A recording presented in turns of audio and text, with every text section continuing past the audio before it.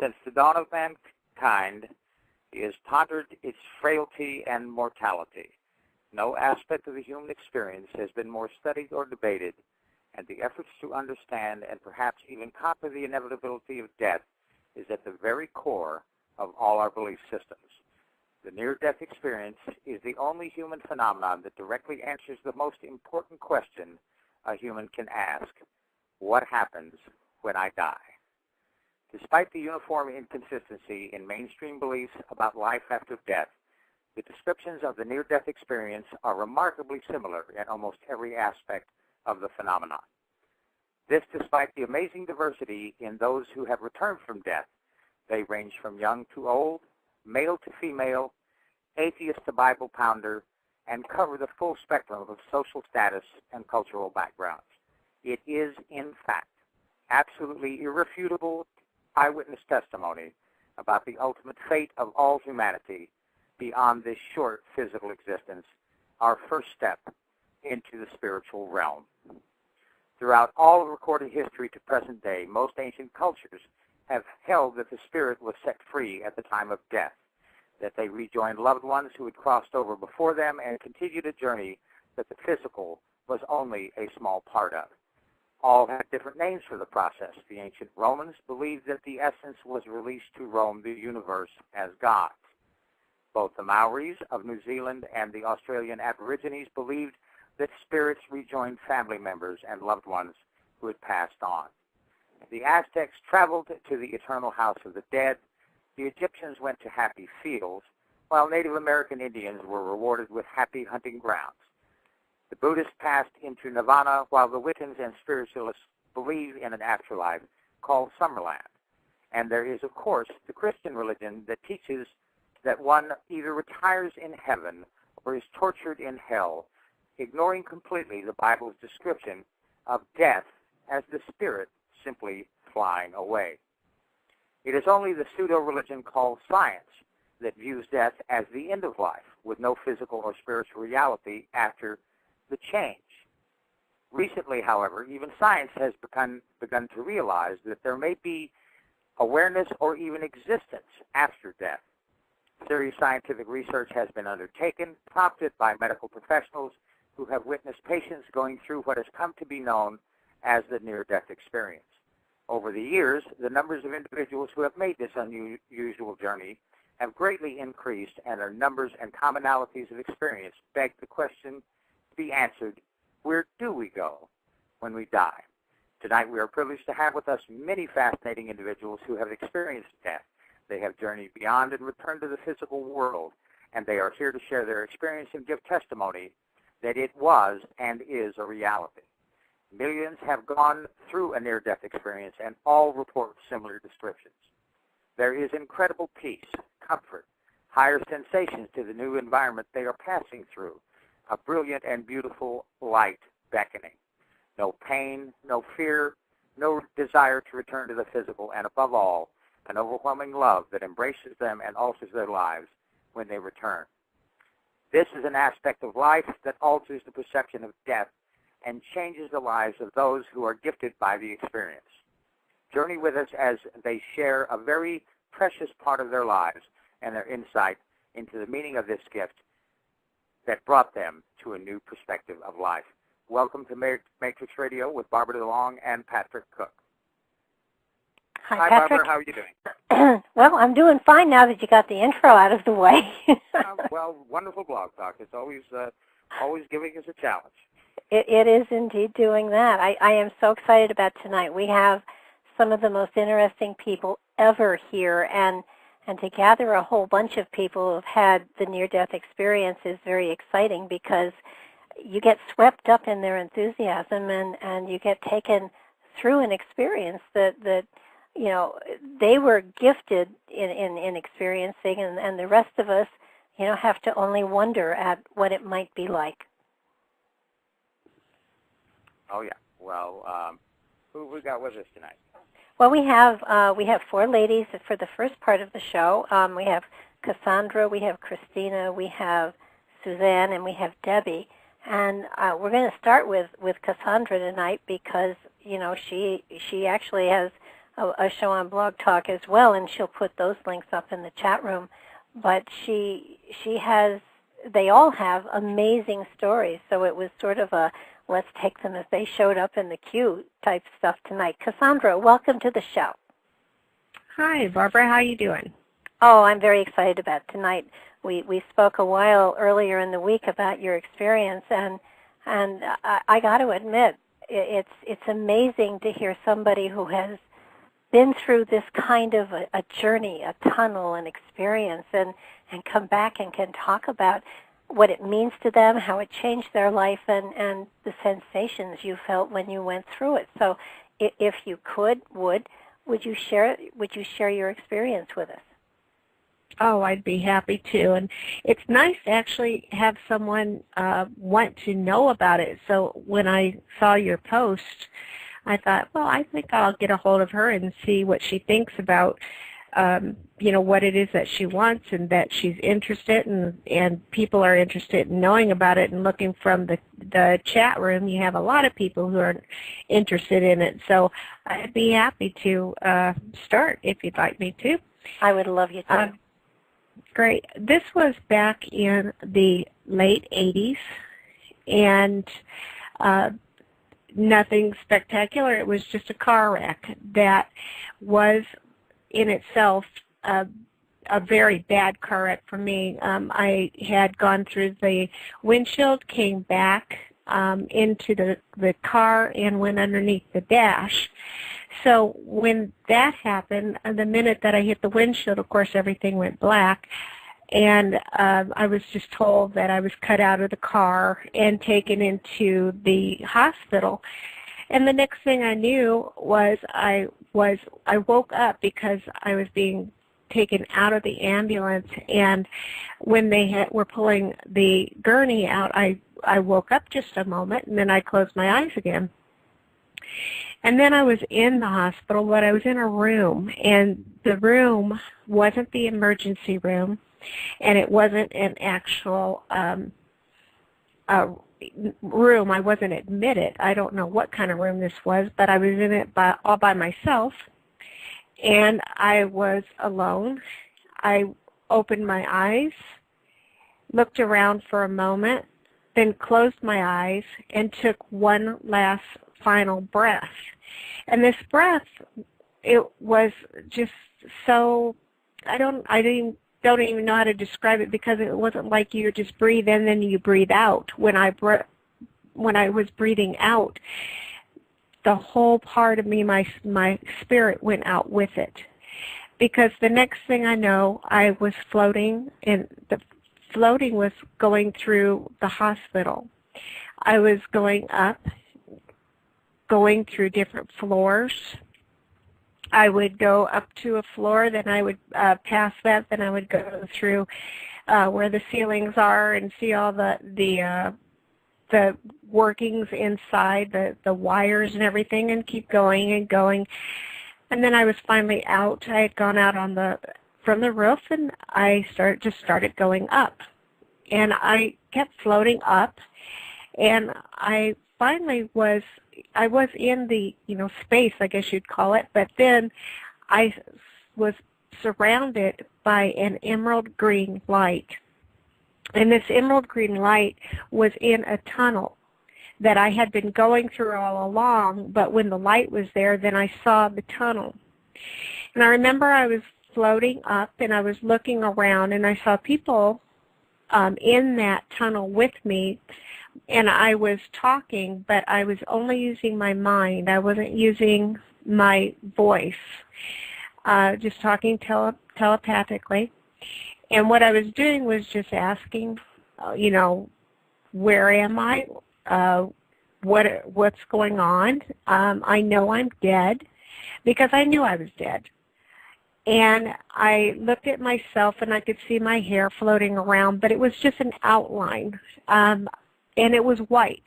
The outline of my whole body was white, but the inside was there was nothing to it. And I'm floating upwards, and I keep saying, I know I'm dead. Now I said, God, where are you?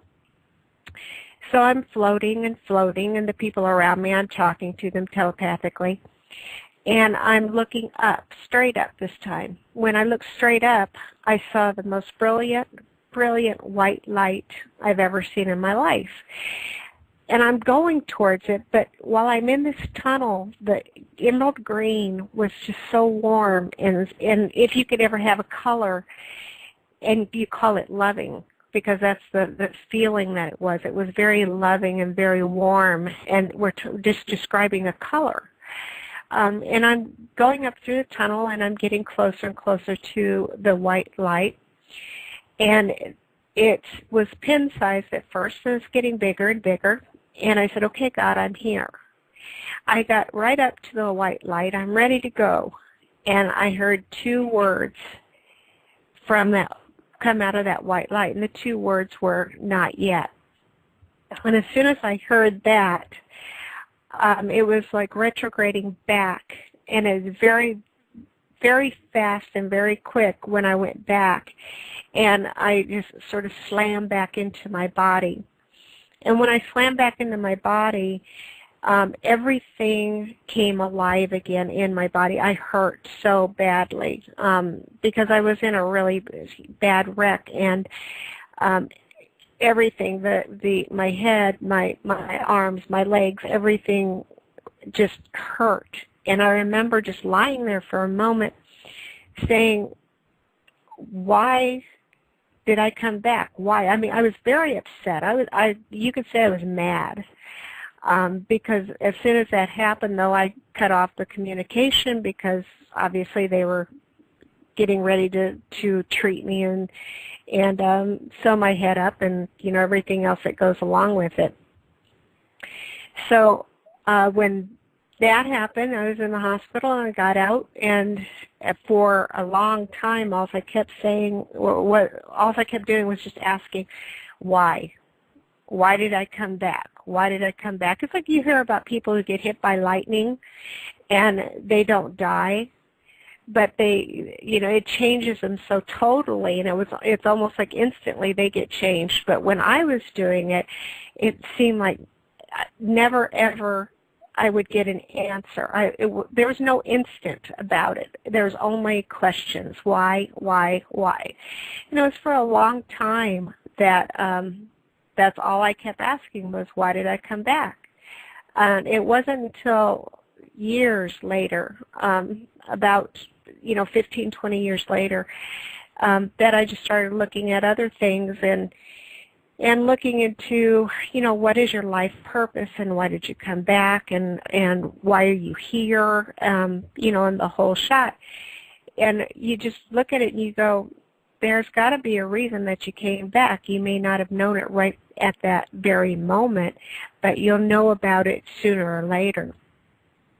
So that's my story in a nutshell. To it. Well, do you feel that in a way it shifted your focus so that you became more spiritually oriented? Oh yeah. When it did happen, or after it happened, it was about maybe a year or so later that, because I kept asking why, that why started me searching. And it wasn't so much in the direction of the normal religions. It was into the metaphysical aspects too, because I started studying the tarot. Maybe I thought I could get my answers that way. And I studied different things, just trying to get some kind of feeling or reassurance or answer or anything that I could get. So yes, it definitely did shift what I thought about, because you can't go through this and not have it affect you. Some people don't want to hear about it. It scares them.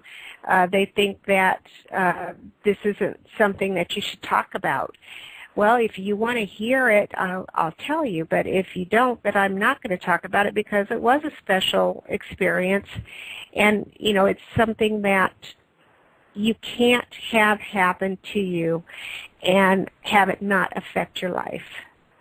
No, it feels as well that it awakens a part of you. Once you experience that kind of love, it has to shift the way you focus on humanity and your own life and how you use your life to help other people. Yes, it does. And for the first, I mean, it was a good 15, 20 years that, I mean, my focus was definitely on finding out more about me, who I was, what I could do, what I can't do, and, you know, how I could help other people. So it was a mind, I mean, it kept my mind constantly occupied, let me put it that way. Well, I can imagine. I mean, everybody, no, well, maybe not everybody, but a lot of people have dreams of floating, of flying, and things like that. But you weren't in a dream state. You were actually experiencing it. So that oh, yes. You were taken to another realm. Mm-hmm. And you know, it feels as though you were enveloped in an energy, a love that is something that is otherworldly, as you know, not like the kind of love that we have here, but something that is of an unconditional and overwhelming acceptance and embracing you. And to have experienced that and come back, it has to make you feel a lot differently about the experience of death when it does eventually come down the road. Oh, definitely. There's no, you know, hesitation or qualms about death. Nothing. You know, it's not that big secret anymore. It's not something that scares me to think about, or, you know, even when it would happen, it doesn't scare me. And I have helped other people who, you know, had parents that were going to pass over, and I could give them, because they would ask me, what is it like? And after I told them, then I just said, you know what, it's a very, very smooth transition. It's not something that is traumatic. It's very smooth. You know, the traumatizing part is what's going on with your body. You know, after your body shuts down, then the smoothness, it's a natural thing. Your spirit comes out. It's natural. That last breath, I've spoken to nurses and doctors who have, of course, been around a lot of people who have passed over. That last breath is the most peaceful, gentle breath. Mm-hmm. That just, it releases everything, and you just relax into the transition that takes place at that point in time. And in a lot of cases, there is fear about where am I going, what's going to happen, and of course, once you've experienced it and you know what's going to happen, it makes the whole process such an easy one. Not that any of us really want to leave exactly, but I've heard that when you are there, you don't want to come back. No, you don't. Not at all. I mean, at least that was my experience. I did not. No way, shape, or form. And I can say, and I don't know about your other guests, but I can say that I was very angry. Well, I can understand that, and you know, you don't mind coming back if you have a job to do, but to not be told what the job was, I know, is not fair. It isn't, and to have to sit there and search for, you know, God knows how many years just to find out why. You know, and some people may never find out why. Maybe you just have to be here in this realm to help somebody else along. You know, so if you weren't here, then maybe their life purpose wouldn't be fulfilled. Or to sort of, you know, give testimony. And, you know, that's exactly what you're doing now. And it does help. It does certainly encourage other people to not be frightened. And it helps other people to move into those other realms. we're gonna move on to somebody else, but we're gonna keep you on the line because we're gonna want all you guys to talk and share when everybody's had their chance to share their story. So hang in there with me, okay? Alrighty. Okay, I'm gonna pull in. I'm hopeful. Christina, are you there? I am, Barbara. How are you? I'm fabulous, and I'm so grateful for you to be here as well tonight. This has been a really exciting time for me to be able to talk to all of you guys. It's like being a kid in a candy shop. I know how you feel. Yeah, when I was listening to Cassandra, I was seeing a lot of parallels. I mean, just when you and I spoke on the other day, you had said that as you're talking to us, all of these different individuals who don't know each other, that we're all using the same phraseology and we're all kind of describing the same thing. And I was listening to her story, and even though my getting there wasn't a car crash, beyond that, I heard a lot of the same things. And Cassandra, I was also really mad, really, really angry when I was sent back. And I can relate to that very well. Well, why don't you give us your story? Okay. Well, I've actually been through that process 3 times in this lifetime. And the first time I was a young child, I really don't know how young. It's somewhere between 4 and 6, I think. And without going into a lot of detail, it was a head injury, and I still have the ridge in my skull where my head was rearranged. And what I remember was that all of a sudden I was just not only just not in my body, I wasn't in the house, I was just in a meadow, and there were wild flowers around me, and being a little kid, I'm kind of just skipping around and roaming around and going, wow, I like it here. And then I saw this big tree. I don't know what kind of tree it was, but it branched. It split partway up, and I looked at the left side, and I couldn't see the top. And I kind of brought my eyes down to where the tree had split, and I looked at the right side, and it was much shorter, and I could see the top, and then I was instantly back in my body. And that's really the last thing I remember. But my experience was that I was safe. I was loved, I was safe, I was peaceful. That's what I remembered about that particular experience. Do you want me to just keep talking? Yeah, just keep going. Okay. The next one, I was 14. I remember this very distinctly. I had overdosed on drugs and alcohol, and hadn't eaten in a long time because I was replacing eating with other supplements. And I had a medical emergency, ended up in the hospital. They went to do emergency surgery, and when they gave me the anesthesia, it stopped my heart. And I just remember, I remember just going, oh, good. And I remember that last breath that you were just talking about, and how it felt like I had actually taken a real breath for the first time. I don't know how else to describe that. It was so deep and so cleansing. And I left my body, and I remember just kind of floating up like an enclosed staircase. And I got to the top of this very long enclosed staircase, and there was a plateau at the top and a door on the left-hand side with just this brilliant light coming out from around the door. And I knocked on the door, and this is where the anger came in, because I was told, not yet. Those same 2 words. And I argued. I don't know about you, Cassandra. I argued long enough to be in a coma for 4 days. I did not want to come back.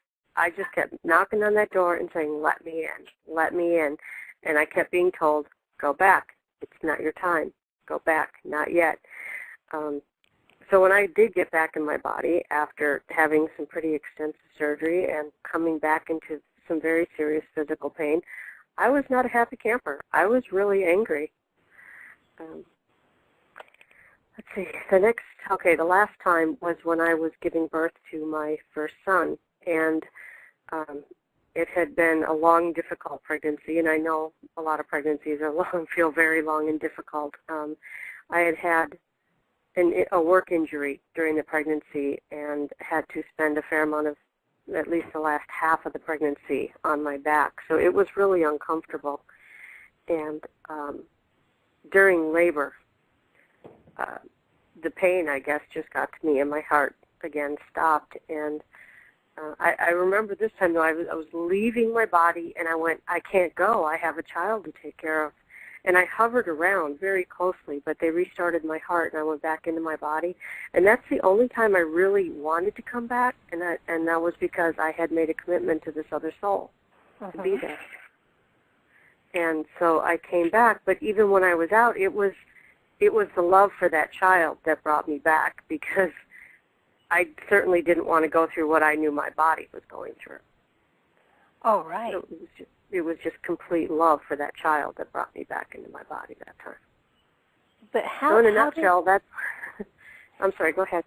Now, how did this experience shift your focus on life? I mean, I keep seeing that most of the people that I have talked to, all of the people so far, have found that it was a profound spiritual awakening. It may not have taken place immediately, but it did shift the focus of their life so that they drifted more towards the spiritual and more into helping others and helping them to understand love. Yes. And well, for me, I think the first one probably did that with the most impact to me, even though I was very young, because it was an understanding. First of all, what I learned was that when things got painful, I could leave my body, and I learned how to do it intentionally and how to come back intentionally. So I've had several out-of-body experiences. It also taught me that I remember coming back with a real sense of, okay, these people, I'm going to live with them until I'm a grown-up, but there wasn't the expectation of them behaving a certain way because I was their child stopped. It was like I just understood that they're just holding up their end of an agreement. Right. And that really helped me to get through that. That was a very large spiritual awakening for me, was to understand that and to be able to carry that throughout my life. Well, it feels as though there is a mystical awakening of some sort. And it doesn't mean you don't have to become a practitioner. It has to do with how you focus on life and how you impact other people and other people's lives. So it is an amazing experience. Did you find the quality of being embraced by love, of feeling that there is just so much around you that you can't imagine ever leaving it? Oh, absolutely. Absolutely. And I have, over the years, learned how to recreate that in my own physical life, where I have surrounded myself with people who encourage me to feel that way and vice versa. Yeah, so it can be transferred into the physical life, that mystical experience. Yeah, I can imagine. It also, I would think, opens you up to a greater sense of service to humanity. Oh, yes, very much so. Very much so. A deeper understanding of everything. Yeah, it's just amazing. I absolutely am in awe of what you guys have experienced, because it's incomprehensible to me. And yet, I hear you talking, and I absolutely, want to feel what you felt. I don't want to die, but that amazing feeling of being cherished and embraced and nurtured beyond your expectation just has to be the most blissful experience ever. Oh, it certainly was for me. It certainly was for me, absolutely. Today I went to visit a friend who had a baby last night and saw the new baby and was talking to her, and we were talking about how it must be so much more traumatic to be born into this world than to leave it. Because I agree with Cassandra. It's a very natural transition to leave. Very natural. It's very easy. But coming in, we come in kicking and screaming. Yes, it's not exactly one of the smoothest arrivals known to man. No. I mean, having experienced it both from being the birthee and the birther, I can totally relate to that. Yes, exactly. Okay, well, let's pull in Suzanne. Suzanne, are you there? I'm here, Barbara. How are you? Oh, we're having a great time. Are you relating to some of the stuff that's going on here? Absolutely. Well, I would love for you to share your story with us, if you would. Sure. My near-death experience happened when I was a child. It was in the late 1970s, and I was around 6 years old. And I want to start off by saying that if anyone out there has lost a child, the first thing you think of is my child okay? Are they safe? Are they crying for me? You know, are they lost? I want to put everybody's mind at ease and say they're fine. They are just fine. They are engulfed in this love and this peace. They are taken care of and they're looked after. So do not have any doubt, because I was there, so I know. So please, I just want to put your mind at ease. They are with God and just engulfed in love. But my story happened, I was on a vacation with my family, and we were at the hotel swimming pool. And my brother, older sister, and younger sister were playing. And when I was younger, I tended to like to be around adults rather than children. Some people tell me that I'm an old soul, so maybe that's why. And I rarely ever left my mother's side, though. But for some reason this day, I walked away from that pool. And I walked a couple feet past it, and there was an in-ground, like, whirlpool tub. And there was about, I think, 6 adults sitting around the tub. And I said, ooh, I want to get in there. I want to be with the adults. So I remember taking a seat in the tub, and the adults were looking and said, oh, look at that little girl. She wants to sit with the adults. She wants to look grown up, you know. And I just sat there, and I was listening to them talk. And suddenly I felt a suction, kind of like at the bottom of the whirlpool tub. And for some reason, I really wanted my toes to touch it. I was curious. So I was sitting on the little bench there, and I was kind of sliding myself down to get my little feet to touch the bottom. And I slipped, and I went right under the water. Now, I don't know if the suction was holding me down or if my hair got caught somewhere, but all I knew was I couldn't get up. I was submerged under the water. My arms started moving frantically. Now, this was the first time I ever went underwater. I wasn't really comfortable around the water, so I've never been underwater before. So I started screaming, help, help. Now, I realized when I did that, all this water came flooding into my mouth and into my lungs. And I said, uh-oh. But then I just yelled, help, help again as an instinct. And again, more water came in, and my lungs started to hurt. Then I was really panicking because that next breath, it was time to take a next breath, and I couldn't do it. I absolutely couldn't do it. The minute it was time for me to take that breath, it's like the lights were shut off. All of a sudden, I felt complete peace and calmness and nirvana, like you can't even imagine here on earth. The most peaceful feeling. Everything just shut off. Then I see this warm golden light. The light I saw was golden. And the next thing I know, I feel myself coming out of my body and floating upward. I felt very big, and I felt as big as the universe. So light. I felt so free. And I remember looking down, and I saw all the adults still sitting around the whirlpool tub, not even looking at me, just talking. And I could hear what they were saying. And I was a little confused, but then all of a sudden, I didn't feel like I was 6 years old anymore. It was as if I knew everything. All the wisdom and knowledge was in me. And I was wisdom. I just knew everything. I didn't have that 6-year-old brain anymore. And they say spirit is ageless, and I was ageless. I was not 6 anymore. I knew everything and felt connected to everything. And I did not have any emotions while in that light. You know, you have a feeling of love, like you love your husband or you love your wife. I didn't feel that. I didn't feel love. I was love, if that makes any sense. I was perfect. That feeling of love, and I engulfed everything. That was who I was. I've never experienced anything like it, and it was amazing.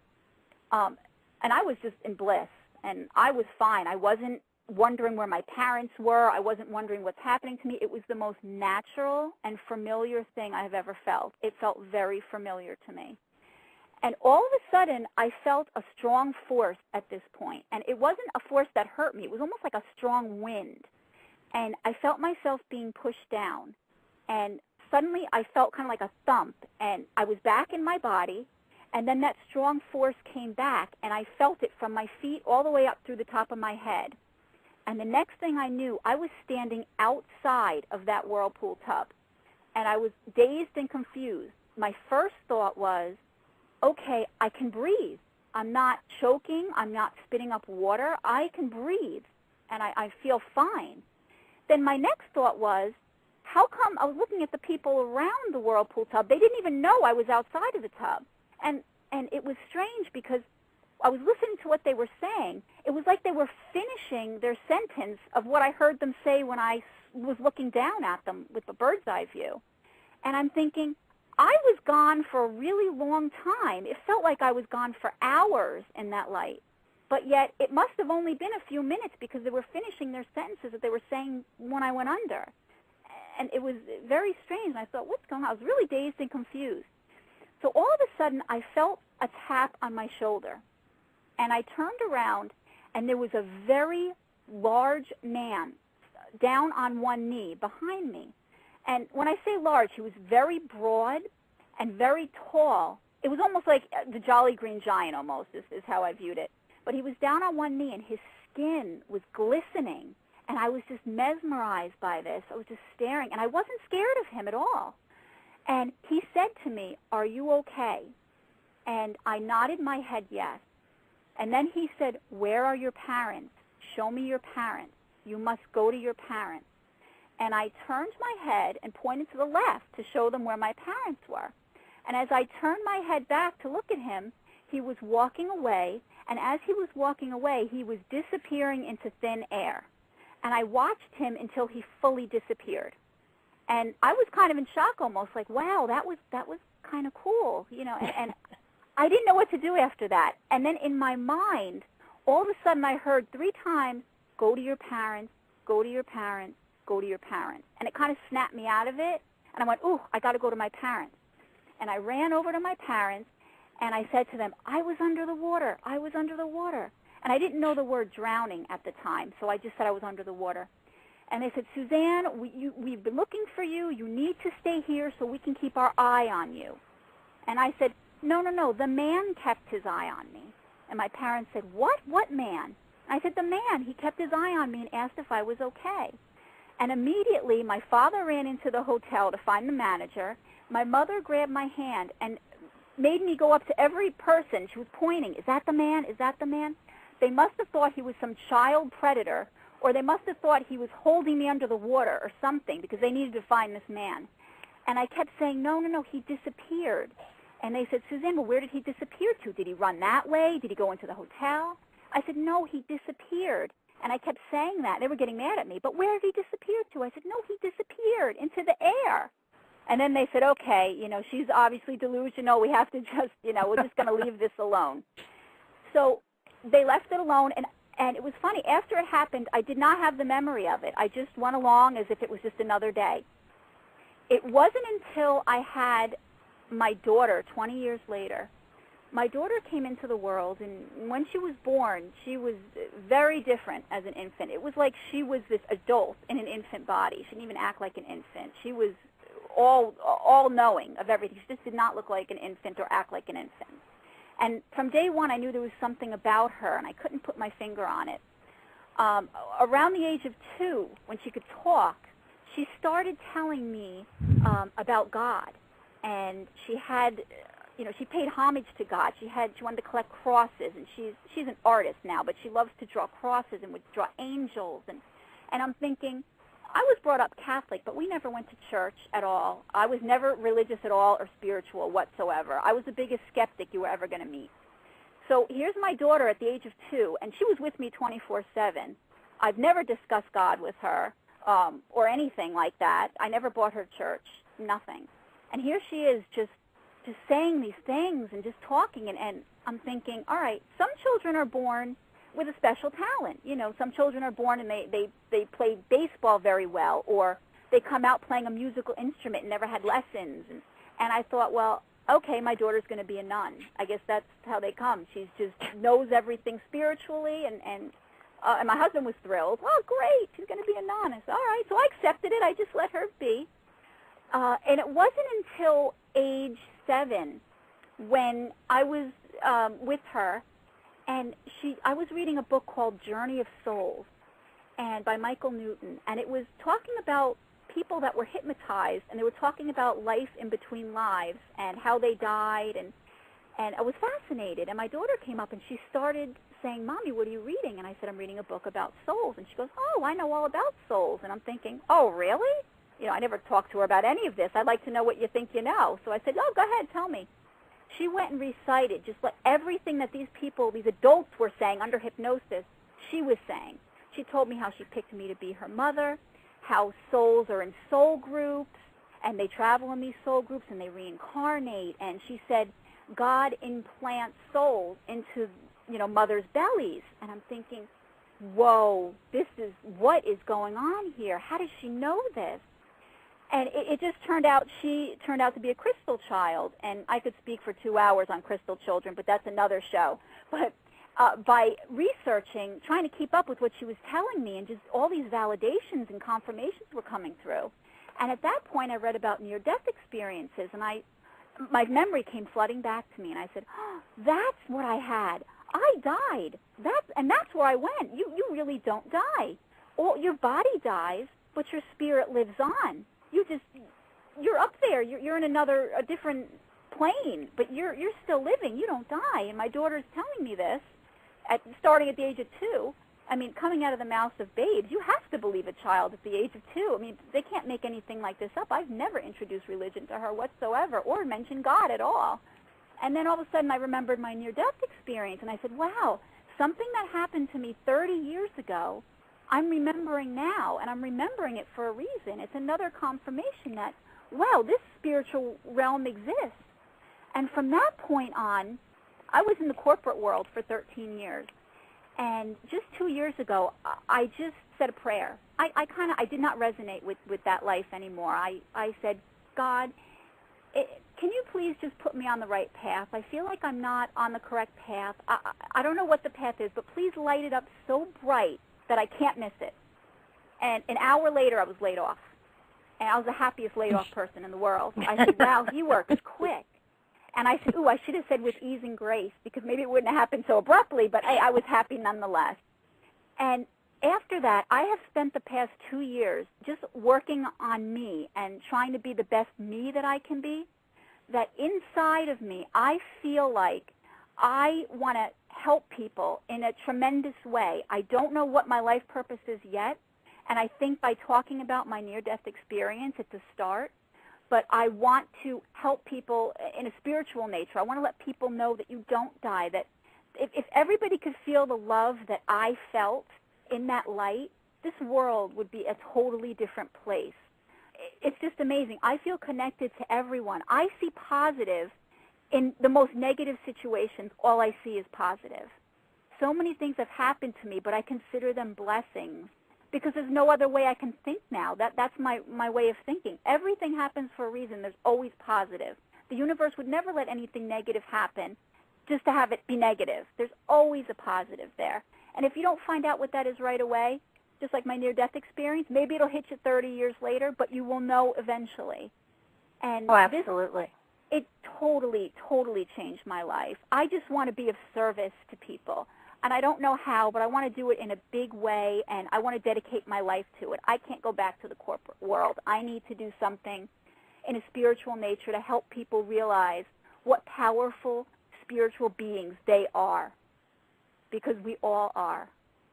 Oh, absolutely. And I think that's part of the message that personally I want to see get out tonight, the fact that it is the spiritual aspects of life that bring the richness and the love into life, and that there is purpose to everything. All of you went somewhere and you came back for a reason.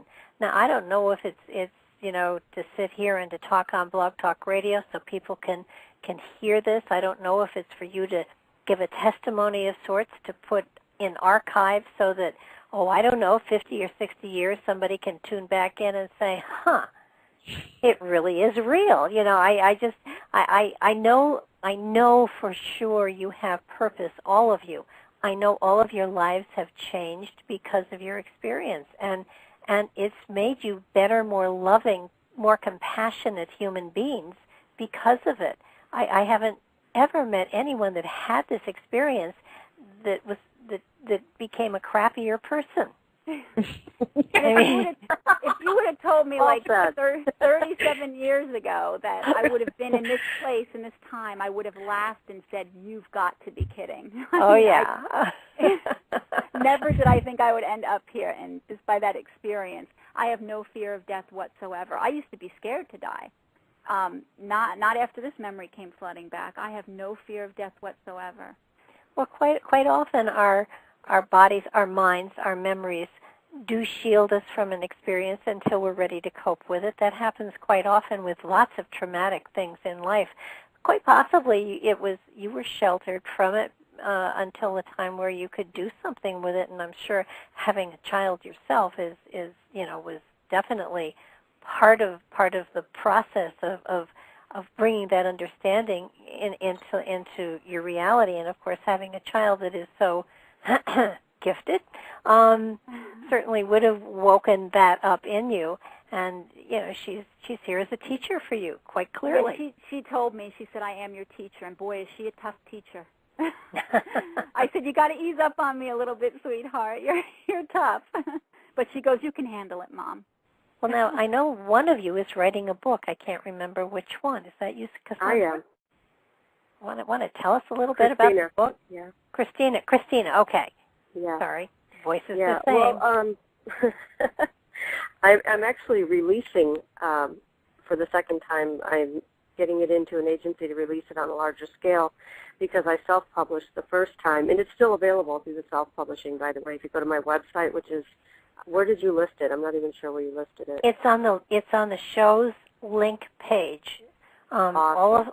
All of their websites and everything they gave me is on the link page for Matrix Radio. So if you would like to learn more about these amazing women, their websites are there, and whatever other links they gave me, they're all there. So do check them out. Yeah, so tell us about your book. Thank you for doing that. So the book that is already been released and is going to be re-released is The Contemplative Truth, Channeled Messages of the Divine Collective Bartholomew. And what it is I channel Bartholomew. And Bartholomew, by the way, let me just clarify this just very quickly, is a collective, like divine collective intelligence of the universe. And they just chose a name. Bartholomew was the name they chose. And it's 100 separate different meditations that you can read just randomly on any given day. And the book is set up so that when you open it to a page, it gives you the message you need that day. And it works. I don't know how it works. It just does. It's pretty amazing. But that's the book that's out. And then I'm working on a couple of other projects, too, including a book about energy healing and one about psychic development. Fantastic. Well, thank you so much. And post your titles in the. Are you in the chat room? No, I'm unfortunately not even online at this point. Okay. We don't have internet here. So. Hang in there with me. We have one more caller. Okay. And if I can bring them on. Hi, this is Barb DeLong. You're on the air for Matrix Radio. Who is this? Hi, this is Rebecca speaking. Hi, you have an experience you'd like to share with us as well? Yeah, the main reason I want to share my experience, which happened many years ago, is because I'd like to also find out, be able to remember it better. It's something I've spoken about very few times to people, or even thought about. Well, you couldn't be in better, more compassionate company. Yeah.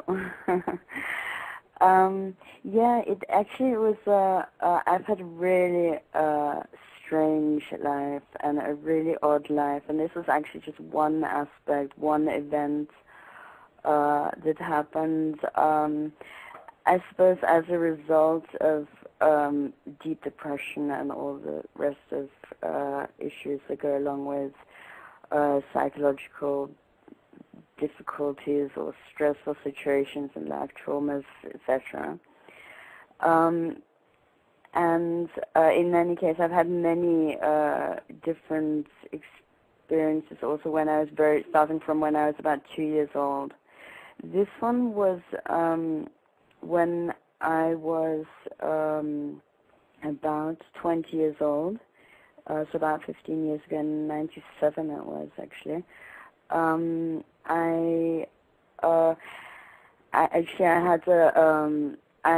was in a very bad state, and I decided I wanted to end it. And crazily enough, something just on a very hot summer's day thought it would be the only solution to coming out of my situation would be to jump out the window. So I did this, and I landed. Actually, it wasn't very high at all. I landed on a roof, actually, where I jumped out of the window onto a roof. And I just know that the next thing that I knew after sort of vaguely taking a decision, if you can call it that, is that I kind of found myself definitely float or how can you say, levitate actually in a direction towards a light. And this looked like perhaps one could say a tunnel. I know the tunnel is often used for near-death experiences. It perhaps could also have been almost like a ladder or something, definitely something going to a certain point, so sort of like myself projecting into above, sort of slightly to the left, way above, and maybe about, I don't know, maybe 10 meters or something. And I know that I heard a voice. I don't know if someone was already trying to talk to me from outside, but I think what I heard is that I was given the choice of whether I wanted to live or whether I wanted to die. So sort of the question, do you want to live, or something like that. And then the next thing I knew is that I was back in myself, and then I sort of must have gone unconscious. And I've really never not spoken about this or even thought about this experience at all, or very, very rarely. I just know that there were a lot of changes after that in my life. Obviously, I was in hospital. I broke my back. I had various different injuries, and it was the whole few years after that actually was an incredible healing process for me. Obviously, if you break something, you go into a healing process. I went into alternative medicine massively. I was into every kind of, I know, and now I have a very broad, I know a hell of a lot about different, all sorts of therapies. And I also, I don't know, I also connected the whole systems of I got a feel for the systems of life, and also I had just got really got really close to nature and the systems of nature, and thinking for yourself, thinking for yourself, working things out for yourself, and also being very independent in that sense. It has to be life-altering to be given a choice between life and death. And to have chosen life is to have chosen the harder of the two paths, it would seem. And yet you, too, seem to have been brought into a a greater synchronicity to nature, to life, to love, to service. And as with the others, you apparently have come back to help, to serve mankind. And I think that people who experience near-death experiences, who go through this choice, this amazing transition, it to me, it feels as though you are more open spiritually. You are more attuned to the environment and to the people around you, so that you are more of an empath, so you're able to help other people. Yeah, I think so. I mean, I definitely feel an incredible closeness to people, and I'm also the kind of person who really feels for other people. So if someone has a pain or something, I'm incredibly sensitive to how others are feeling around me, and it actually is almost a bit disturbing sometimes, because you feel a lot of other people's pain also, and you also think for other people. It's like I put myself in other people's situation automatically. It's just completely intuitive, even if it's unwilled. I'm automatically feel for them, or as though I'm in there, a part of them almost. And yes, definitely, I think I've become far more part of the surroundings. Definitely, yes, and including with various other aspects. Other factors in my life. This is just one thing that has sort of another aspect, another very strong aspect, which has sort of brought the whole thing together. So that now for the past 2 years I've been in a relationship. The sort of mental problems have all drifted away about, I'd say, last March actually. And since then every day is pure joy for me, and I spend my time just singing wherever I go. When I'm alone, when I'm with my dog, whatever I'm doing, I'm singing the whole time. It's the only way I can sort of, express the joy that I have, which I have all over me, and all the time. And even if people find it a bit strange, or sometimes I have to pull myself back because they don't understand it, that's something I realize not everyone can understand that and really deal with that, or even welcome that, maybe because they just haven't experienced it. And that brings me to the whole point that I think when I look back on my life and before this accident, it's like I've reached a different level. It's like I was given a second chance.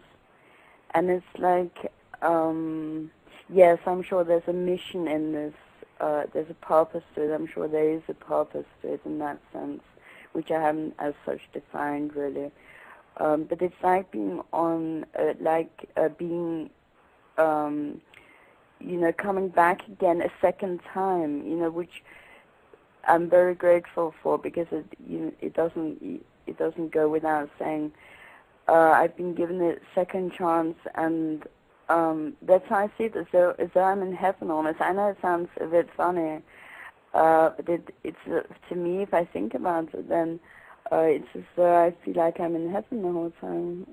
Well, I think all of you do have that exuberance, that inner joy, because you have a secret, and all of you have experienced something that all of us won't experience until the very end of our lives, so that you do have magic inside of you. You have an awareness inside of you that all of us are just sort of trying to figure out, and that bliss, that excitement, that magic that you have because of what you've experienced can actually help people, can bring people to a realization that the joy that you have in you is joy that they can grasp as well if they choose to reach for it.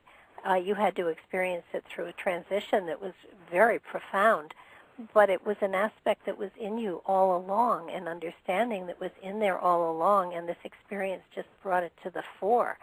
So that I believe all of us have that remembrance, and it's only when you go through the kind of transition that all of you went through that you remember that.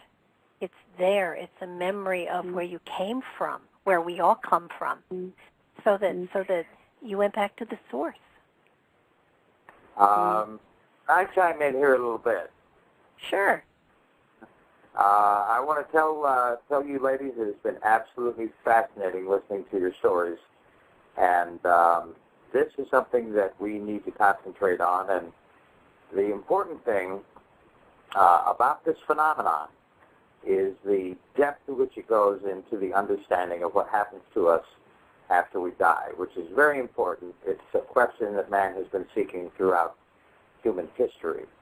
And the thing that I'm most fascinated about is I have studied this a lot. I listened to a lot of videos on YouTube and other sources about near-death experiences, and the absolute confidence and the positive way that you speak about it is one thing, but what I'm fascinated about is that in a lot of these cases, and I'm not sure whether it applies to all of you, but one of the fascinating things about it is it would almost seem like it would be a scary proposition. It seems like fear would be the first thing, because, of course, we're always told to fear the unknown.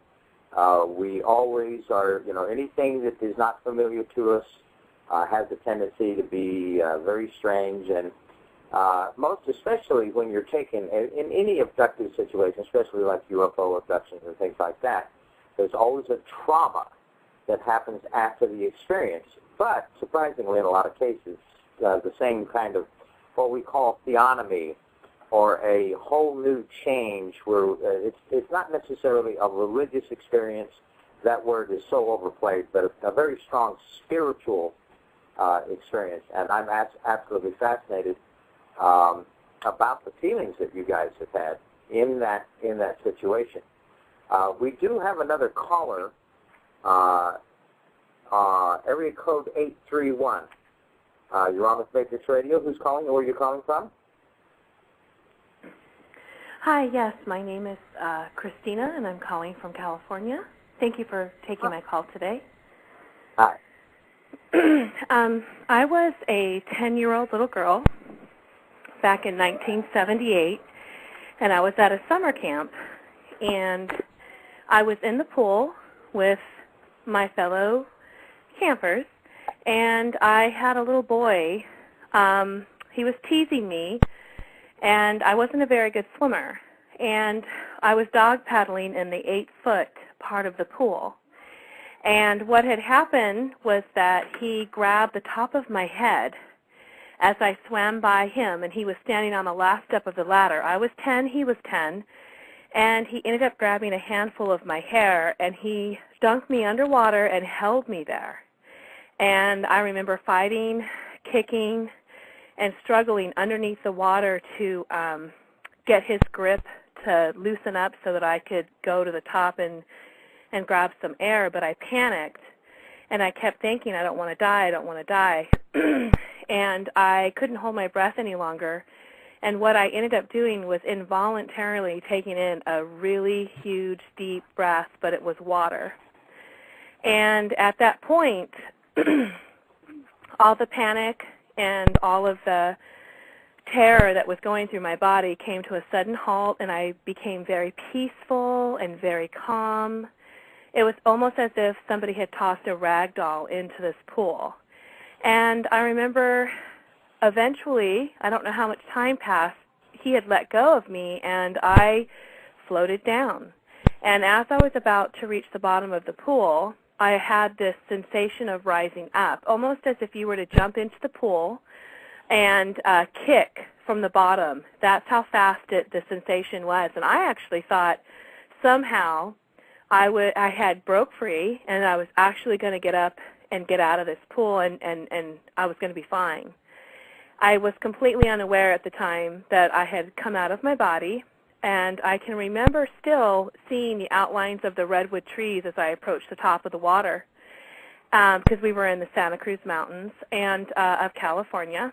And what had happened was I continued to go up, and I looked down at the children playing, and just before, I know that I skipped ahead a little bit, but just before I came out of the water, my hand hit the concrete below, and I thought for a split second, how can I be in motion, almost out of the pool, but yet at the bottom of the pool at the same time? And that's when I looked down. I had come out of the water.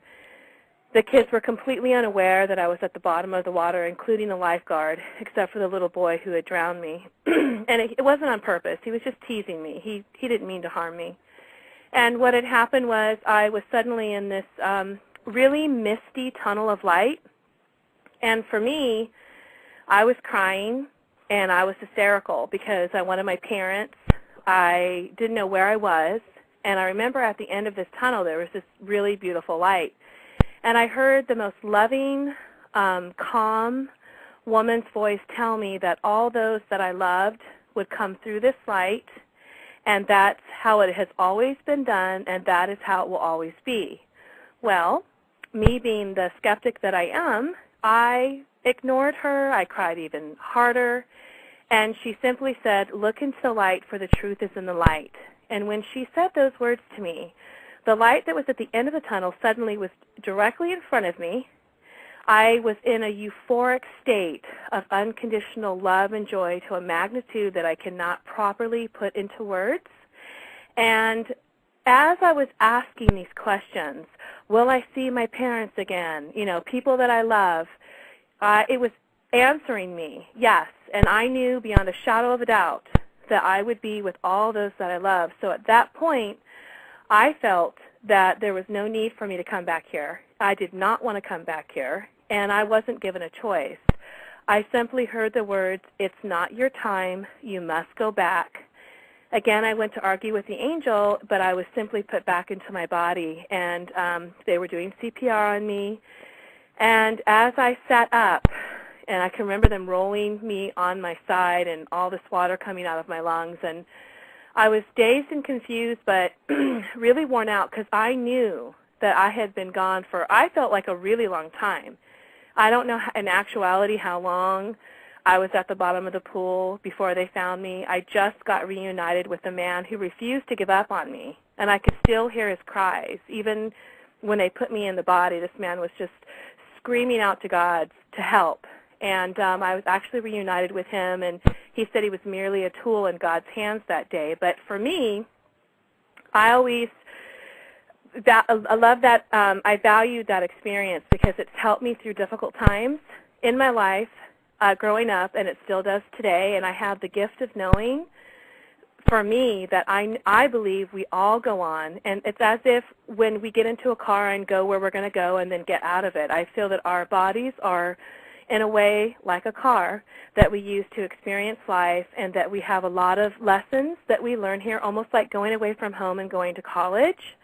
And I'm so grateful for that experience, and it wasn't until 2008 that I began speaking about it, and it sort of just woke up when I had gone through some experiences with a family member that I was the only one who witnessed a few things. I seem to have other senses. I believe all of us do, but mine seemed to just be full-blown open, and I began questioning the things that I would see that other people wouldn't, and really seeking just to help people. And I realized that that experience, as much as I want to help people, it's just as much for me as it is for everyone else. And I cherish it, and I'm really happy to share that. And I don't blame people if they are a little skeptical, because I was doubting an angel until the light told me. And it was an amazing experience, and I know that I just want to make the most out of my life while I'm here and help as many people as I can. And I love the journey of life, and I wouldn't trade it for anything now that I'm back here. I just know that in that euphoric state, I thought, no way, whew, you know. Well, you know, what you went through is very similar to what everybody else is saying, and it really, I think the amazing thing about all of you is that it's not, I think, it's and your validity, your strength of conviction is better than any amount of scientific information that can be put on a table, because a knowingness is a positive. And what you have experienced and what you're sharing here is just amazing. And I would imagine that there are lots of people out there that have had these kind of experiences but have been afraid to talk about them for fear they would be thought strange. And yes. It's strange to, I've not experienced what you've experienced, but in the field that I work in, every now and then, I know people look at me strangely, and it's kind of like, okay, you got a lot of people behind you now. You got a lot of people that agree with you. It's maybe time to really start talking, because you can help so many people by sharing your experience. For me, what I do is two things. One, every once in a while, I'll have somebody who's really skeptical and sometimes not so nice. And I always tell myself, that's my doubt speaking out loud. Now, I don't have any doubt about the experience, but if it's anything on the metaphysical area, I always tell myself, look and think about the people who don't have anybody to share or need validation or support or guidance. Think of those people who really need to hear it, because I was told it wasn't my time, so obviously I have work to be done. And when I see somebody who's hurting, I feel it as if it's my actual pain, if it's within me, and I feel like I want to do what that angel did for me to other people. She was so loving. She was so patient. She was so kind with me. And I want to volunteer in hospice and actually hold the hands of people who are getting ready to cross over, so that when they see the angels or the beings of light or family members coming, that I can say, I was where you once were. I will be there again one day, and you are getting ready to have one big celebration, and it's okay to go into the light. It's okay. Just to, in a way, try to give back, because I can't say thank you enough to that angel. I know she hears me, but I thank her every day for what she did for me, and I just want to pay it forward. Well, so thank you. All of you are, I do believe, have come back as empaths, and I think in a way this experience has cleared the channel so that you really can feel what other people feel. Now, that doesn't make you, you're not walking on water, but you can feel what other, maybe you can, but you are feeling what other people feel, and that's, to be able to do that means you can let go of your ego. You've been in a place where you had no ego, you were just love, so that you're able to set ego aside, feel other people's pain, and help them to understand the process they're about to go through. Yes, and if I could, when I see a parent grieving, I was a child. I was 10 years old, and I know that I was taken care of, that I was in so much love, that if I could somehow have them touch my hand and relay that experience, I would do it, but I know that that's not possible. So I just try to do my best to really share my experience and hope that it brings some sort of healing, validation or support or guidance, just anything that I could do to try to relieve that pain and that fear of, is my child okay, or my father or my mother, my sister. And I have a lot of precognitive information and a variety of abilities that I believe everyone has. It's just, in my opinion, some people are tuned in more, and it could be for the fact of your free will and what you're open to and what you're not, because I believe everyone has intuition, but then again, it's just my perspective.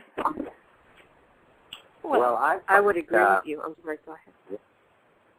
Yeah, okay, Patrick. Well, one thing, I've been having a very interesting conversation and watching the conversation in the chat room And the lone ghost man just made a very interesting statement. He said, I don't think it's skepticism. He seems to be, he seems to be a very practical person, wanting to prove that something, here we have, what do we have, five people on the line that have had experiences, and every one of them is absolutely sincere and enthusiastic about it, all telling a similar story. And, of course, it is it's interesting that his perspective on that is that this could not be real, what is happening. And bottom line, that's exactly the way I feel. This is not real, and it isn't. Every major religion in the world, every ancient wisdom that I have encountered, I am a comparative theologian, and my roots were in the Baptist church, so I wasn't very happy with the way the Christian church teaches what's going to happen to you when you die and what have you. And what's fascinating is that the concept, the Bible puts it this way. It says that while we look at the things that are, we don't look at the things that we see are not real. I'm just paraphrasing what the Bible says. But the things that because they are temporal, meaning they're like a prop on a stage, the things that we actually see in this world. But the things that we don't see, the things we can't see, those are the eternal things. And that's what's absolutely fascinating about this. I think that I'm not sure whether everybody in the room, everybody that we're speaking to right now, felt that they spoke telepathically. If they did speak to anybody, I have heard many of these encounters, and they all say that it seems to be a basic. It's all telepathic. Their mouths aren't moving. They don't even know that they have mouths at that point. But also, a statement that I heard somebody make. Well, let's see. I can't remember who it was, but they said, "I didn't just feel love. I was love." Yeah. And that is an incredible statement. Yes, because what I try to say is if you take the love for your parents, if you take the love that you have when you make your commitments on your wedding day, when you think of all the special, joyous moments that you've had throughout your life, also with those butterflies that you feel when you're first falling in love with somebody, and also looking into your newborn baby's eyes and the joy and the love that you feel. And if you were to roll that all up into one, it does not even come close to the amount of love that is waiting on the other side for all of us. And I really am okay with whatever people accept or not, because I know, if I'm going to be really honest, there were times in my life that people would maybe share a metaphysical experience that was really unexplainable. And even though I have been through what I have been through, I would secretly sort of roll my eyes because I couldn't understand it or wrap my mind around it. And later, 5 years down the road, or 10 or 15, I would have an experience that mirrored that, and I would immediately go back to what I once rolled my eyes at and thought, this life is magical. It's a miracle, and I am just so glad to be a part of this life. And as I learn more, I just want to share more, but I have such a deep compassion no matter what side of the fence you're on. I just feel really connected to everybody. Yeah, that's absolutely fascinating. That is such a common thing.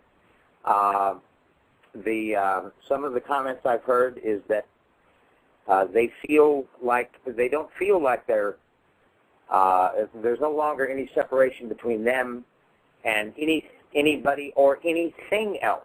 They feel one with everything, with the material world as well as the physical world. I mean, the spiritual world.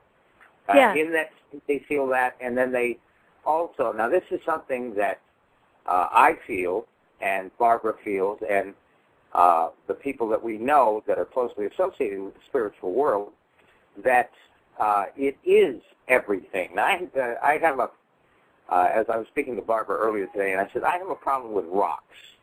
I a spiritual nature to rocks. But that's about the only thing that I can't see. But the Native Americans, all of the indigenous tribes all over the world, all of the ancient religions all speak to that concept that there is a oneness, and it's all together in, just one big clump, and you're right in the middle of it, and you're part of it all.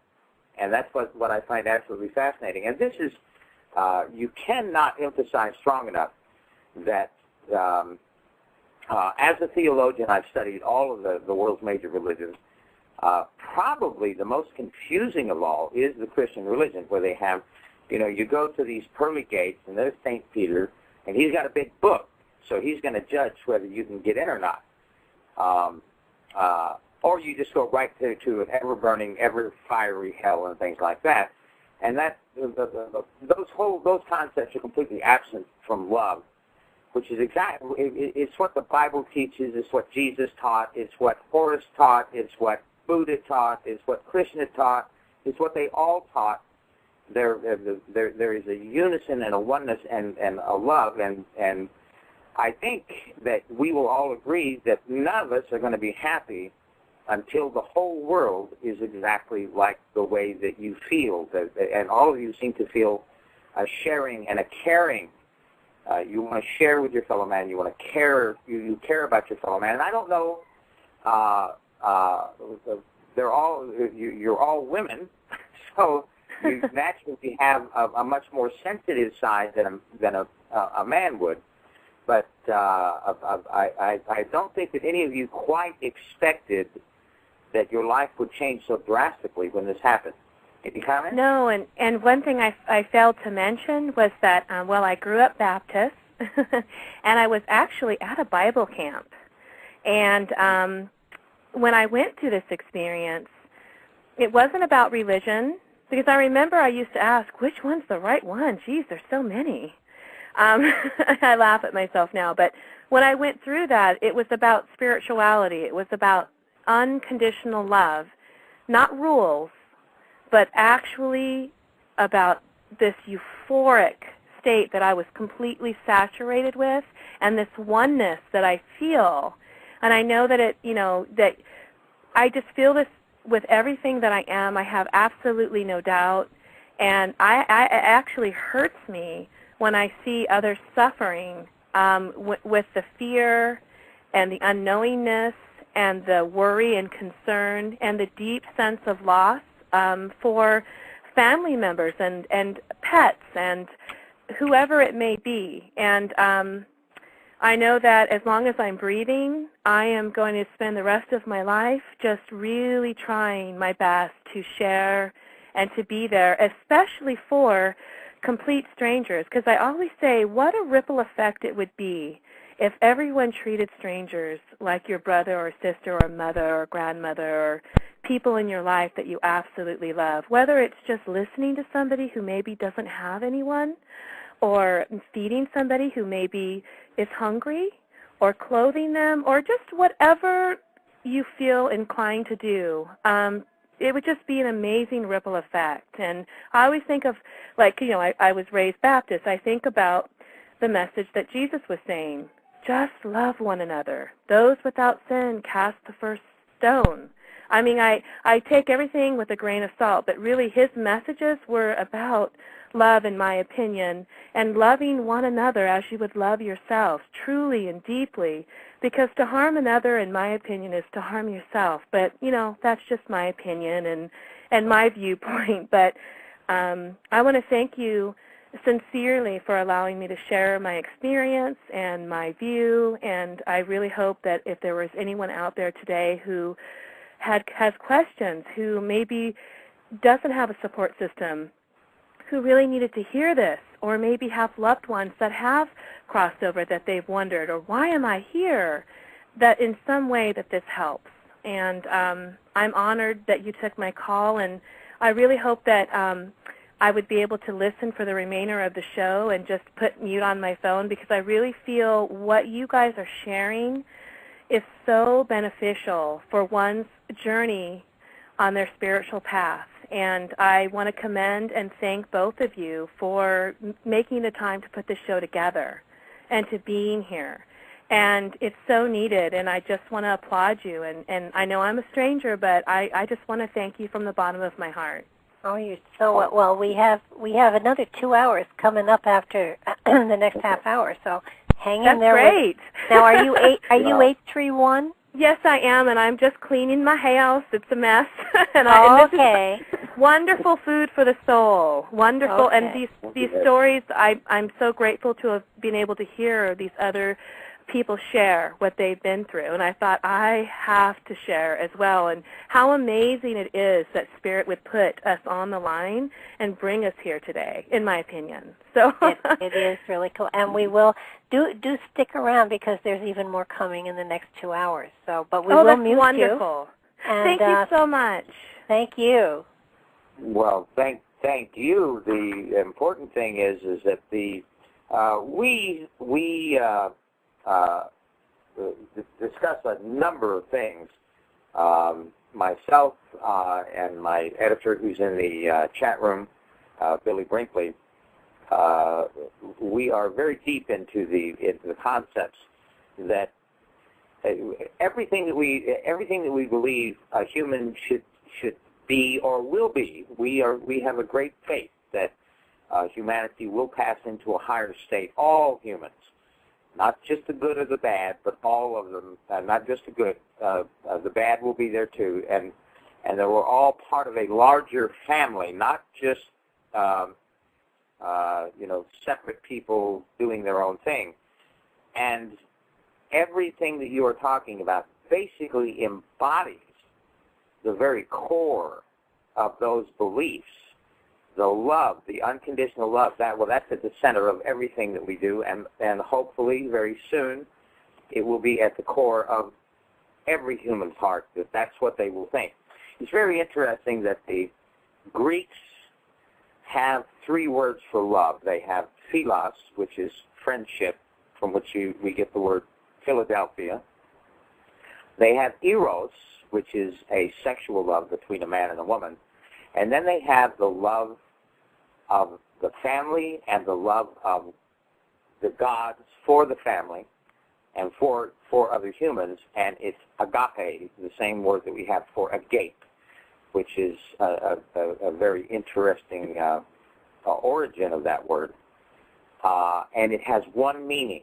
It literally means give, and that's it. And I think that what we're hearing from all of you is that's what you feel life should be about. Am I correct? I don't know that it's so much that I feel, because I can't speak for anyone else, that I feel that that's what life should be about. For me, that just is what life is about. Thank you. It just is that way. It's not my judgment about what life should or shouldn't be. My experience is that that's what it is. Well, I've not experienced what all of you have, but certainly people on the spiritual pathway feel that, and sometimes it gets very difficult because of what's going on in the world and the things that people are going through, but the unconditional love, the compassion for the fellow man, the fact that we are individual pieces of a complex puzzle, and all the pieces are necessary, the good, the bad, and the ugly. And I don't think that humanity as a whole has quite gotten the message yet, but I'm very hopeful that it's listening and is thinking about it and is maybe going to shift perception just a little bit tonight. Well, I think that, I'm sorry if I'm cutting other people off, I don't mean to be, but my personal experiences, and I drive around the country working with people, doing workshops, teaching classes, doing spiritual work wherever I go, and people are waking up spiritually at an alarming rate, much quicker than has ever been documented in history before. Oh, yeah, I agree. Across the board. Well, yeah, absolutely, and I think there is a quickening in the universe. There is an awakening coming. There is, and for people like all of you, it's very, very important that you're here because you can give a message of hope to so many, and hope is something that there is not as much of these days, and faith, and that as well, not in the religious sense of it, but in the spiritual sense of it. We're here for a reason. We're doing something, and humanity is going somewhere, and not that you're guides or anything like that. You're just reminders that something better is out there, and that's an important thing. Yeah. Well, we see, it's very interesting that we see an awakening in the world. Slowly but surely, everybody that I talk to is telling me that they're apprehensive. Something is about to happen. We have the interesting concept of 2012 that has just come out. Mankind is finally beginning to face a very strange concept that's only been in science fiction, and that is the fact that we are vulnerable, that this planet is vulnerable. We can see this, that people are coming awake, more awake about the environment. And even though there are debunkers out there, I love to see the debate. At least they're talking about it. That's the important thing. And then with the Louisiana spill right now, this could be this could be an absolutely devastating thing. But it makes people more aware. Listening to the bankers, Goldman Sachs, sitting in front of the Senate subcommittee, talking about how greed was really at the center of everything they did. The profit line, the bottom line. So people are becoming more aware. Well, money doesn't always do all that much good for you, and a lot of us are, very vulnerable in the society that we've almost gone into a depression-like state. We seem to be slowly but surely coming out of it, but there are still millions of people in this country that are struggling, millions of people that do not have homes, and what's happening is that the world seems to be sort of giving us a lot of evidence and a lot of ammunition to go out there and fight against these major problems that we're having, the people who ignore the greedy corporations, the people who are destroying our environment, poisoning our food, doing everything imaginable that they can, and then here an awakening seems to be happening and it seems to be spreading. I'm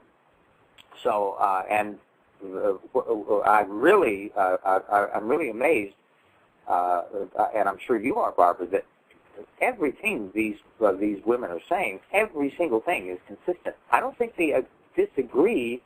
Does anybody have any disagreement with anything anybody else has said? Not at all. No, well, not at all. I definitely feel... And look at they're coming from... They're all over the country. These ladies have never met before. They didn't have time to compare notes. It's right. And that's what's so fascinating about it. And here's the thing that's important.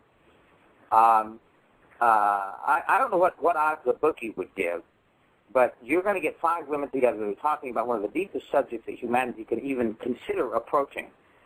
An afterlife, that it's all right that we're going to go someplace else, and yet they agree on every single aspect of everything they're saying. And I have found this, and Barbara has found this, I know, that it's absolutely amazing. And in about 20 minutes, we're going to play a very interesting interview that was done with a very interesting lady, and her testimony is exactly the same. I've probably listened to, 20 or 30 testimonies on YouTube and things like that about people who have had near-death experiences. They all say the same thing.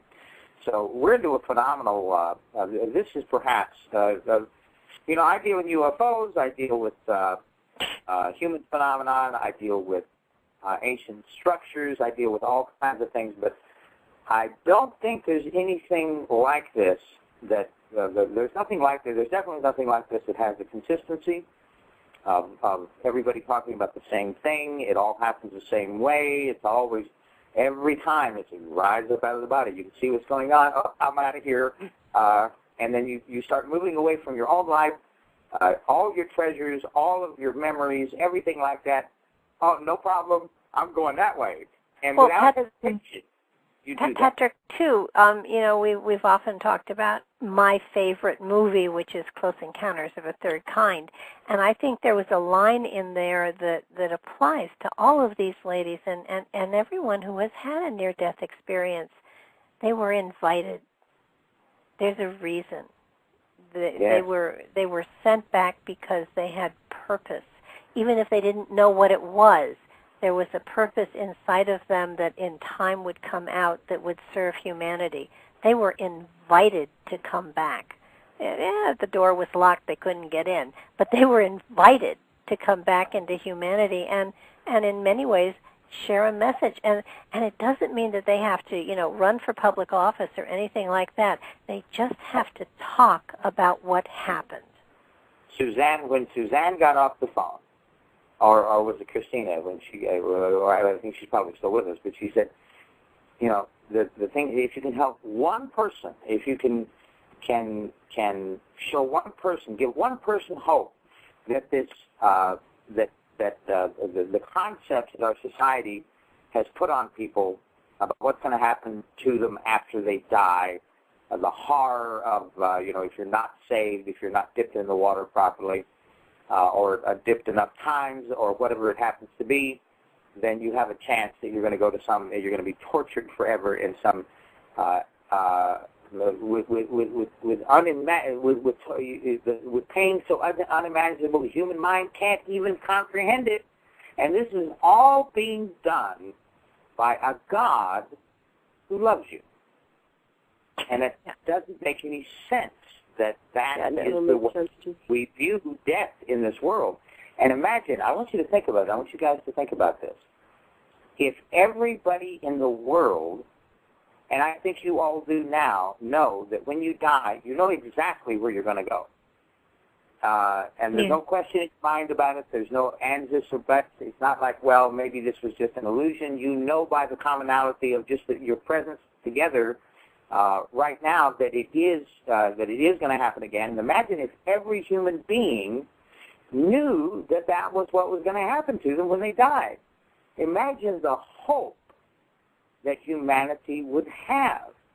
Imagine how they view their life now if they knew that they were if they just had to, if there was some way we could just bottle what you've got and let them breathe it in for just 30 seconds, and then then it's all over, just like a quick high.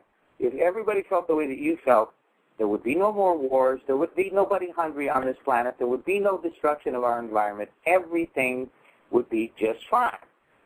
So, and I agree, Patrick.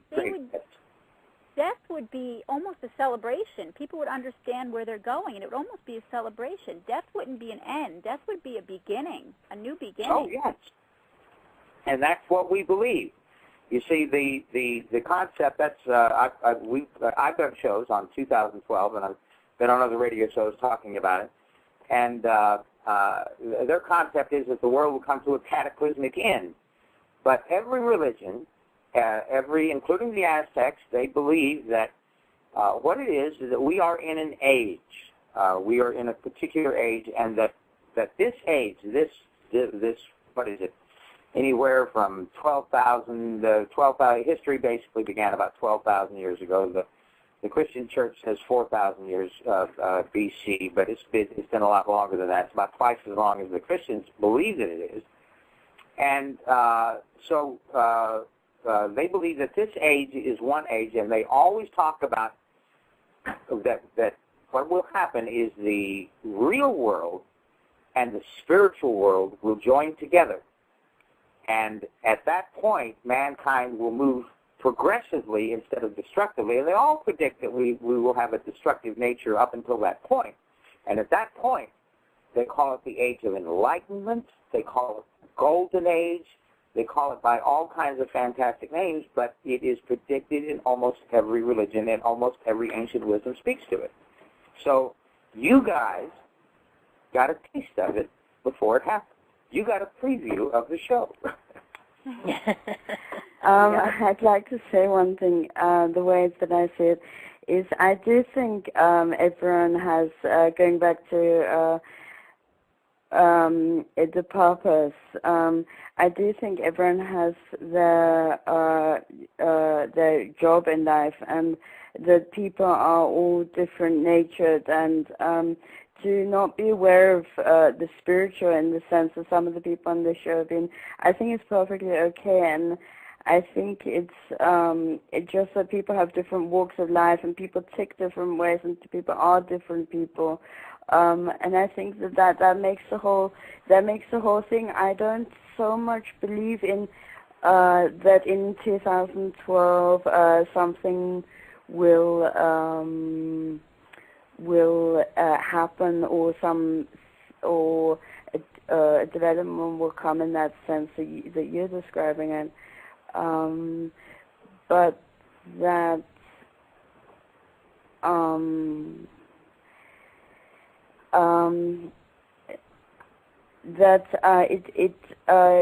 that people have the people choose to how can I say? I think people should live what they want to live. I think obviously it's important to live the positive as much as you can. For me, that comes naturally, but I think people should go as far as they feel as they can be, because some people are just in a completely different frame mind where they're just not aware of certain things that other people might be aware of. So that it all fits into one whole, all these different people, all these different missions or existences. And I also think that we are only living one part of time, let's say, that is only a minuscule tiny part of time in an endless sort of process, or a circular process. Let's say, for instance, the destiny of the world in the circular, that it goes around in spiral or something. We're only one short part of that, and I think in that sense the world will always be the same in that sense. Does that make sense? Patrick? We lost Patrick. It does make sense. It does.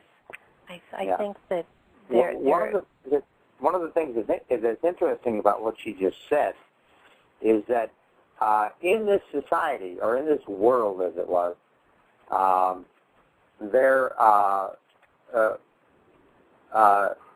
people, Western civilization particularly, thinks of life as a line.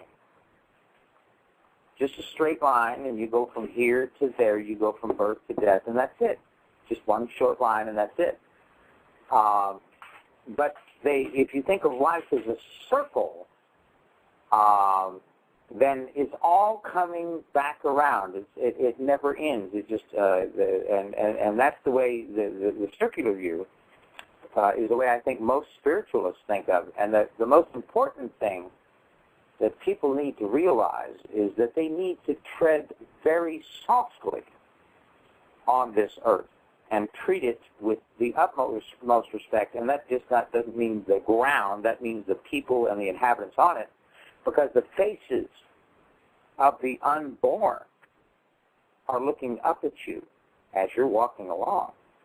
And that's the way the Native Americans always thought of it. And that's why the 7-generation principle, that we should think 7 generations ahead before we make a major decision about what we're doing, like putting an oil well 20 miles off the Louisiana coast that is now destroying the entire environment down there. If the 7th generation principle was in effect, that would never have happened. So it's absolutely amazing, and I think that the gifts that you have, that you all have, the spiritual gifts that you have apparently received from this. It took me 60 years before I ever got to the point where 50 years, before I ever got to the point where I felt like I was even comfortable with living on this planet let alone trying to understand what was going to happen beyond that point. I held as being a fundamentalist, being raised a fundamentalist. I always had the concept of heaven. Couldn't quite get the hell thing down. It just didn't seem to work with love and sharing and forgiving and things like that. But the heaven thing never really did make a whole lot of sense. And then I suddenly realized that all of these religions are talking that humans are actually the gods. And we are the ones that we're waiting for, basically. We are the gods. We are, even though there most certainly must be some kind of higher power. Otherwise, nothing would be functional around here, and it would be really ugly. I don't think we'd be here if it weren't for some kind of force in this universe that is making everything happen. But that's not what it's all about. It's about every one of us being in like a big web, like a big sphere of cloth, and each and every one of us is an intersection in that sphere, and if one of us, and we're all interconnected. The Chinese have what they call the red thread, and they believe that when a child is born, he or she is connected to his mother by a red thread. Now, his mother is connected to her mother and her father, and then, of course, her father is connected to his brothers and sisters, and we're all tied together. And every person that baby, every person that sees that baby, every person that touches it, they're connected by a red thread. So we're all together, and that's what we need to think of, that we are all one part of a huge fabric, and we need to get everybody in there, the good, the bad, the right, the wrong, the liberal, the conservative, the radical, the Charlie Milky Toast. All of them need to be part of this before it becomes a solid fabric. Otherwise, it'll rip apart. And so I think that's eventually what we're going to become. And I think you guys are going to be a very, very strong thread in that fabric.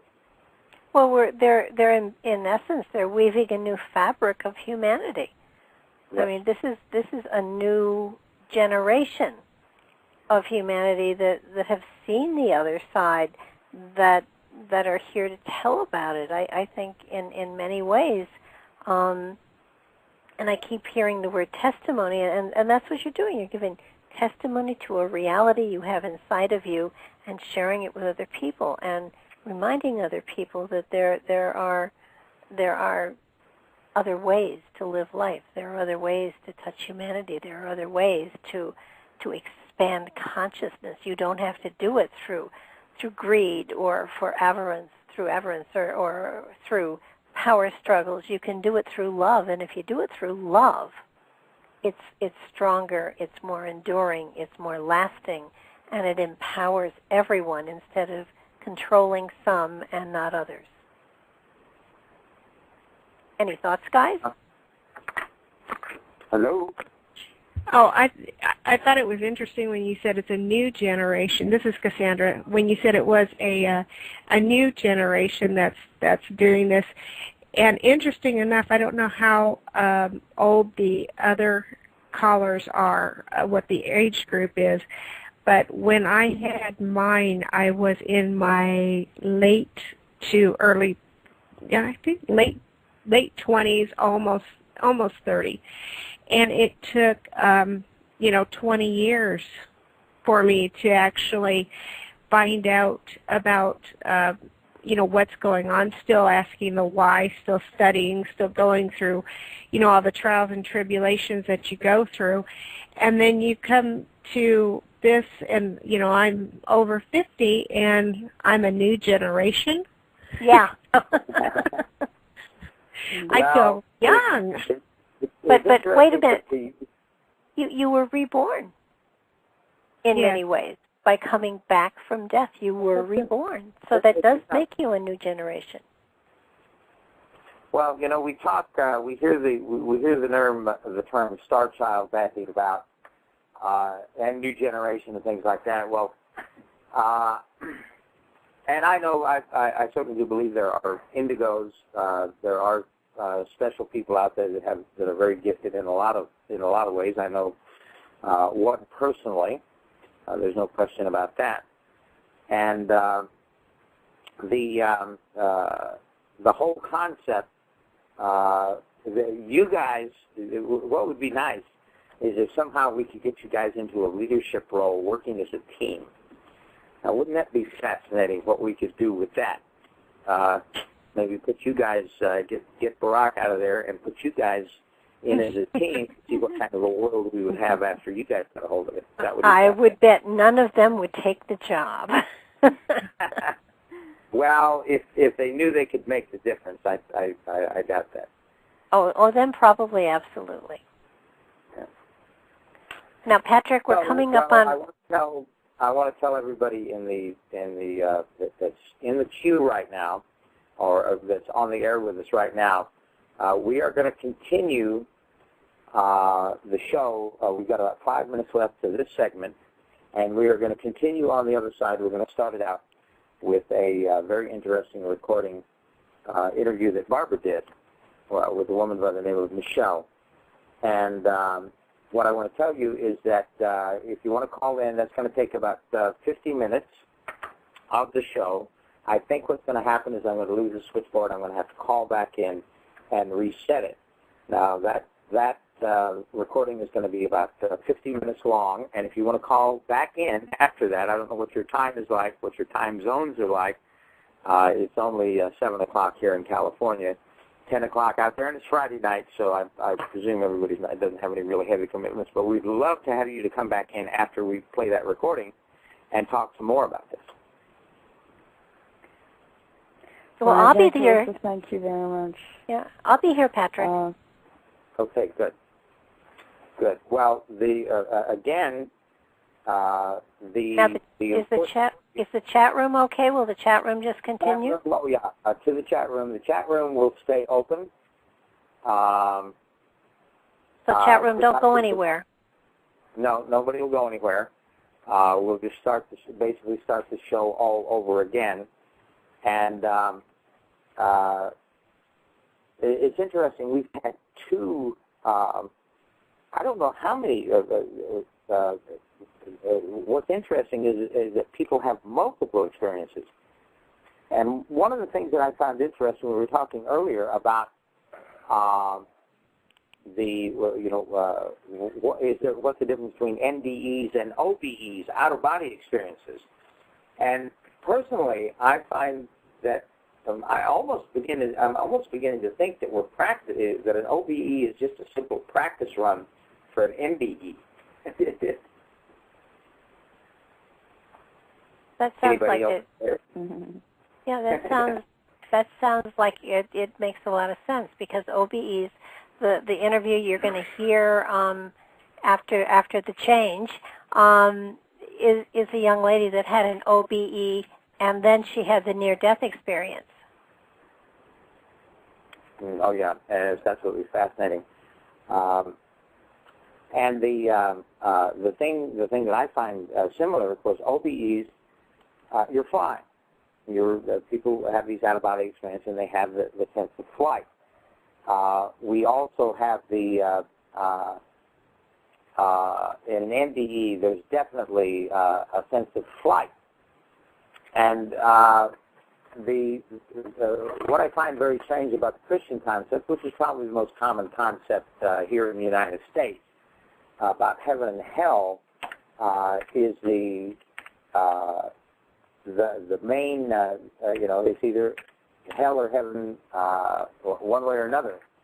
But there's actually, in the Bible, there's actually only one definition of what happens to you immediately after you die.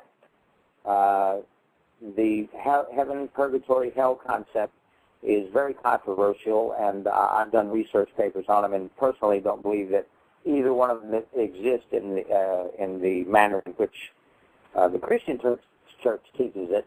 But I can assure you that after 50 years of Bible study, this is the only actual definition of what happens to a person when they die. It comes from Psalms 90:10, and it says, I'll read it first, and then say it in layman's language. The days of our years are 70, and if by reason of strength they be 80 years, yet is their labor, strength, labor, and sorrow, for it is soon cut off. Now, basically what that's saying is saying we live about 70 years. If we're strong, we can live to 80 years, but it's full of hard work and sadness and all kinds of problems, and it ends real quick. But the last 4 words of that you will never hear on a pulpit, because the last 4 words say, and we fly away. And that's exactly what you guys did. You flew away. Mm-hmm.